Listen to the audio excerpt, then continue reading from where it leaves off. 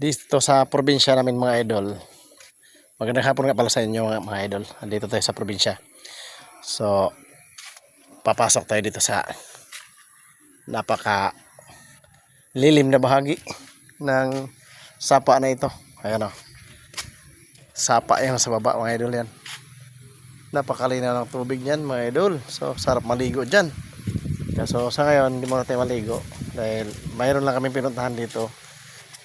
Hindi kami magtagal sa kahapon sa next time ligo tayo dyan. Ito mga idol ang tulay. So ginawa lang to nila, tulay na to. Yun ang ganda.